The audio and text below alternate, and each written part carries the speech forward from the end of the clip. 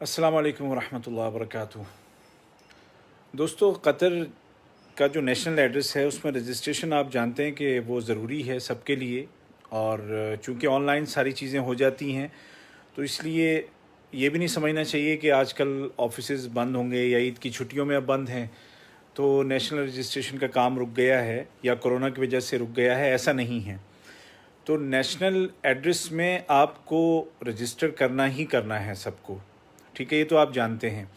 अब एक बड़ा सवाल इससे पहले ये था कि जो घरों में जो लोग काम करते हैं उनकी तरफ से ये बड़ी एक बार बार पूछा जाता था कि हम कहाँ जाएं, कैसे जाएं। उसमें जैसे ड्राइवर हैं, कुक हैं या ख़द्दामा हैं या और लोग भी जो शख्सी कफ़ालत में बहुत सारे लोग जो होते हैं जो मज़रों में काम करते हैं या इस टाइप के जो भी पर्सनल कफ़ालत पे हैं, जो शख्सी वीज़े पर हैं।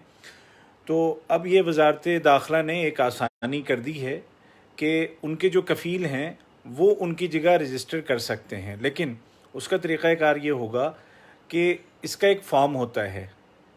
कतर नेशनल एड्रेस में रजिस्टर करने के लिए एक फ़ॉर्म होता है जो कि मिनिस्ट्री की वेबसाइट पे है और उसको डाउनलोड करना है, मतलब उस फॉर्म को प्रिंट करना है। उसके बाद उसको आप हाथ से भरिए और उसमें नीचे आपको जो है, अब जो नए फॉर्म है ना, उसमें नीचे एक ऑप्शन होगा जिसमें कि आप अपने कफ़ील को ऑथराइज़ करेंगे कि वो आपकी जगह जा कर के नेशनल एड्रेस में आपका नाम रजिस्टर कर दे। पहले क्या था कि आपको ख़ुद किसी सर्विस सेंटर में जा कर के वो फॉर्म जमा करना था अगर आपने मित्राज 2 के ज़रिए से नहीं किया तो। अब ये है कि आपको जाने की ज़रूरत नहीं होगी, बल्कि आपका जो कफ़ील है उसको आप ऑथराइज़ करेंगे, आप उस फॉर्म पे साइन करके आप उनको दे दें और वो कफ़ील जा कर के सर्विस सेंटर में उसको जमा कर देगा। तो ये एक आसानी हो गई है जो पहले नहीं थी। इसलिए आप जिन दोस्तों को ये परेशानी थी उनको आप बताएं, उन तक ये बात पहुंचाएं कि अब वो आसानी के साथ रजिस्टर कर सकते हैं।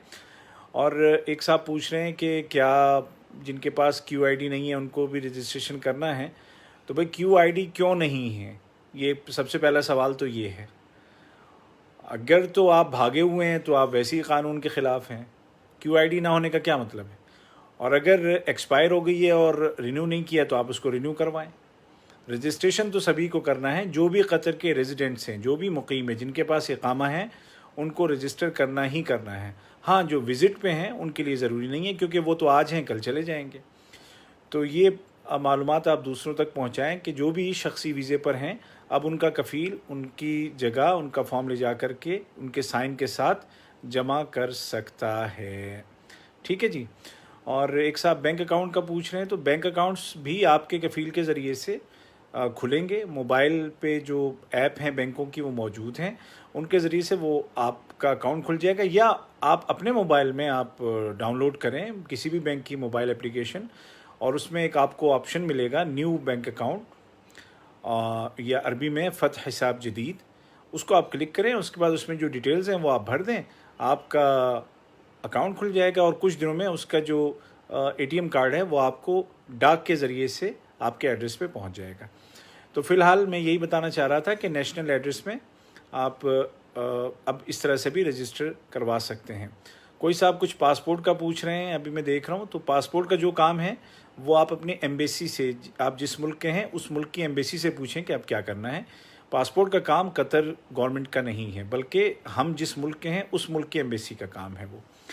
तो चलिए, दुआ में याद रखिएगा और इस मालूमात को दूसरे साथियों तक भी पहुंचाइए ताकि उनको फ़ायदा हो और परेशानी ख़त्म हो। लेकिन ये याद रखिए कि नेशनल एड्रेस में रजिस्टर करना ज़रूरी है 27 जुलाई से पहले पहले। अल्लाह ताला आप सबको सलामत रखे, बहुत खुश रहें, आबाद रहें। अल्लाह हाफिज़।